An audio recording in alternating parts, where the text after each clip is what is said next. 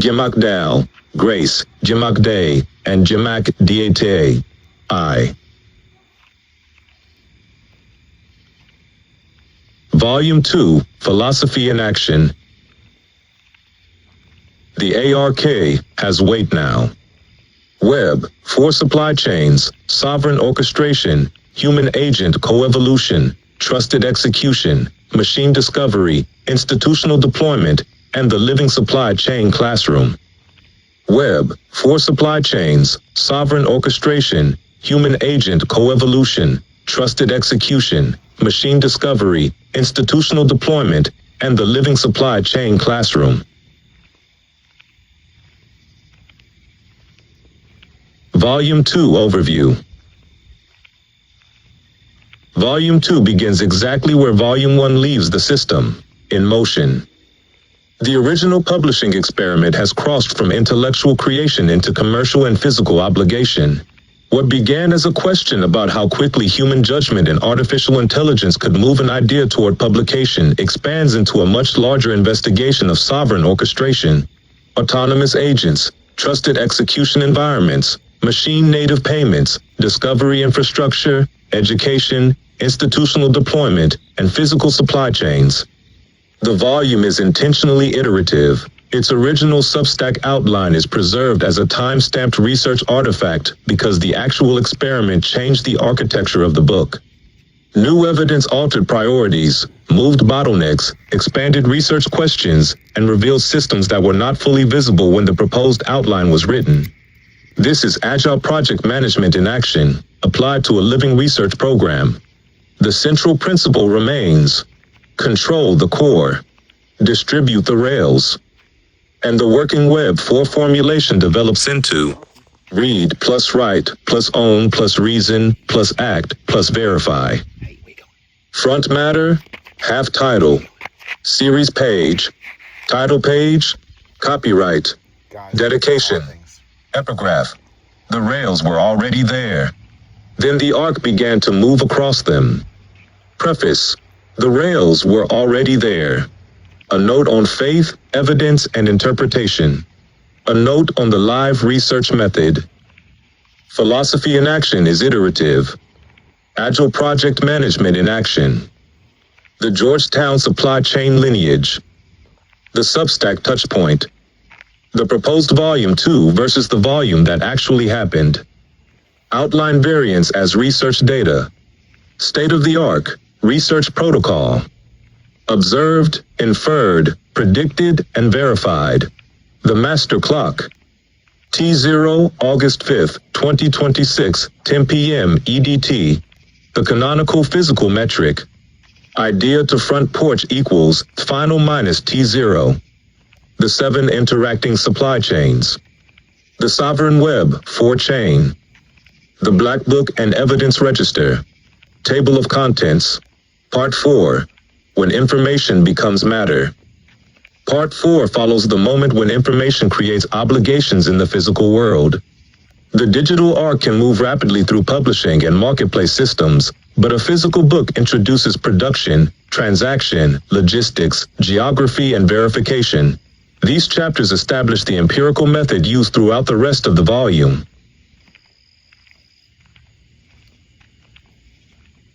Chapter 11. The ARK has weight now. When information creates a physical obligation, a digital intellectual object crosses into the physical economy. The chapter follows the transition from manuscript and marketplace visibility to a successful hardback transaction, showing why visible does not equal transactable and why a retail order creates a fundamentally different state from a digital listing. The 14-hour and 57-minute transition from T0 to physical order establishes the next stage of the experiment, while preserving the distinction between the earlier blocked author copy pathway and the successful retail transaction. The central finding emerges immediately. Accelerating upstream knowledge work does not eliminate constraints, it pushes them downstream toward production and logistics. Chapter 12. State of the ARK. A method for studying systems that refuse to stop moving. This chapter formalizes the primary research method of the series. Instead of treating an object as occupying one simple location, state-of-the-art records its identity, timestamp, format, platform, status, actor, authority, evidence, dependency, constraint, confidence, and next unresolved question. Claims are separated into 4 categories: observed, inferred, predicted, and verified. Screenshots, marketplace states, transactions, public records, shipping events, and field observations become evidence of temporary states rather than substitutes for reality. The chapter establishes the rule that governs the entire research program: protect the evidence, not the hypothesis. Part 5.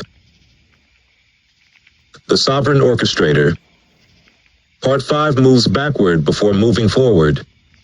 The extraordinary speed visible in the August 2026 experiment did not emerge from nothing. It rested on years of accumulated publishing, governance, blockchain, agentic, educational, and organizational capability. These chapters identify the distributed rails beneath the experiment and distinguish the sovereign core from the external infrastructure through which it operates. Chapter 13. The Sovereign Orchestrator. 4 years of building the rails before the book could name them. The book looks backward across approximately 4 years of infrastructure development and asks what had to exist before a 14-hour experiment could move so quickly. Gemak DAO, earlier agent architectures, publishing systems, education, governance, value infrastructure, and public knowledge artifacts are examined as antecedent rails rather than evidence of a fully predetermined master plan. The chapter introduces the distinction between a sovereign blockchain and a sovereign orchestration chain. Sovereignty is defined not as ownership of every infrastructure layer, but as control over identity, knowledge, governance, permissions, intellectual property, provenance, institutional memory, and authority. The governing principle becomes: sovereignty is control of authority, not control of every asset. Chapter 14. The financial rail becomes machine native. Dex.Pro, X402, trusted execution environments, and the economic layer beneath the sovereign supply chain. The financial infrastructure is placed in its proper position, beneath the supply chain orchestrator, not above it. Dex.Pro is examined as a multi-rail financial execution environment, while X402 introduces the possibility of machine-native procurement in which authorized agents can encounter paid digital resources and satisfy payment requirements without forcing every transaction into a separate human workflow. Trusted execution environments become critical because increasingly consequential agent activity raises the question of where sensitive computation occurs. The chapter defines the T as the agent's controlled digital factory floor while maintaining the distinction: trusted execution does not equal trusted judgment. Financial capability is separated from authority through the recurring constitutional principle: can does not equal may. Part 6. The Cognitive Supply Network. Part 6 treats intelligence as a supply network resource. Instead of assuming one universal AI should perform every task, the architecture develops around specialized agents, modular skills, qualification, routing, performance, trusted execution, and governance. Traditional sourcing concepts are extended into cognition. Chapter 15. The Cognitive Supply Network. From ARI to agent skills, trusted execution, intelligent sourcing, and the supplier matrix of Web 4. ARI provides an earlier externally documented agentic milestone, while later modular skills architectures make cognitive capability increasingly explicit and routable. The chapter stops treating agents primarily as personalities and begins treating them as qualified suppliers of transformations. Agent identity, skill, tooling, capacity, cost, trust environment, permissions, provenance, and observed performance become elements of a cognitive supplier matrix. Traditional make or buy evolves into make, buy, route, or augment. The swarm becomes a supply network, and the central management problem becomes familiar. Who should receive which work, under what conditions, and based on what evidence? Chapter 16. The Constitutional Control Tower. Can does not equal may. Governing the sovereign human agent, supply chain. Once the control tower can reason, route, procure, pay, and act, visibility alone is no longer sufficient. It needs rules. This chapter separates technical capability from legitimate authority and develops the constitutional control tower around agent identity, permissions, autonomy budgets, economic limits, trusted execution requirements, attestation, segregation of duties, human override, circuit breakers, incident response, and machine-readable policy. The constitutional architecture sits above the agent and above the financial rail. Agents may operate the system, but they should not unilaterally redefine the system that authorizes them. The sovereign principle becomes practical. Sovereignty includes the power to authorize, deny, pause, revoke, migrate, and stop.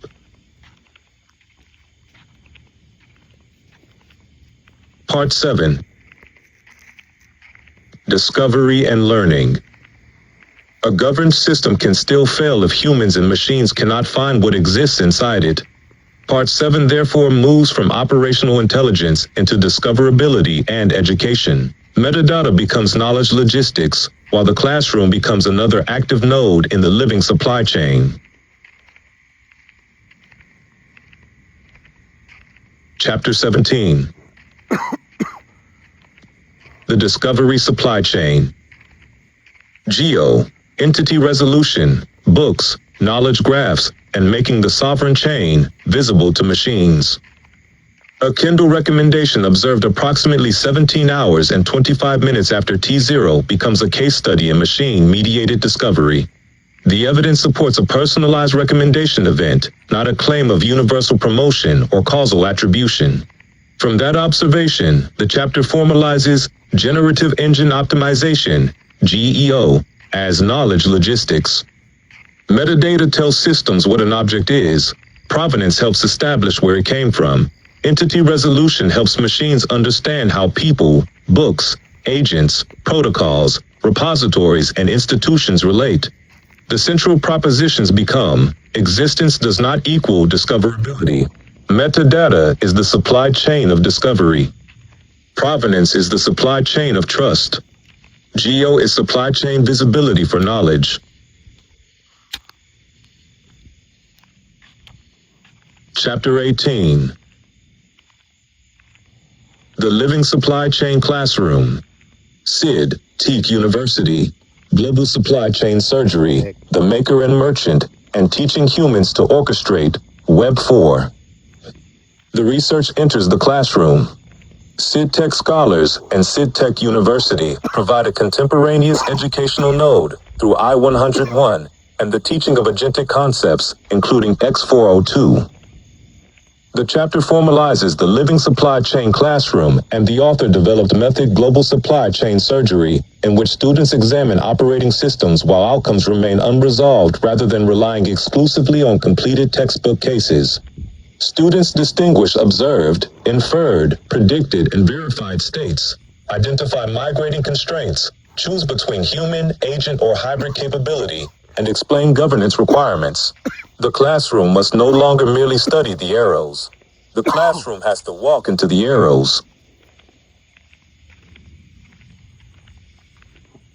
Part 8. Idea to institution. Part 8 follows knowledge beyond books and classrooms into organizations. The problem becomes one of last-mile translation. Can research become curriculum? Can curriculum become an institutional proposal or academic offering? And can that capability ultimately become implementation? Chapter 19. Idea to institution. Randolph County, Rollins College, published curriculum, and the institutional supply chain. Randolph County and Rollins College provide two different institutional demand signals. Randolph County tests whether published knowledge can become public leadership capability through requirements, curriculum, proposal, evaluation, and potential implementation. Rollins tests whether the emerging research can contribute to. God is good. That was an outline of the Divine Chain Volume 2.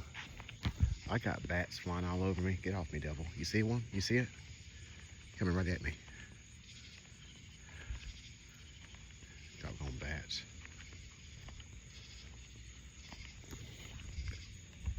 Look, get off me, devil.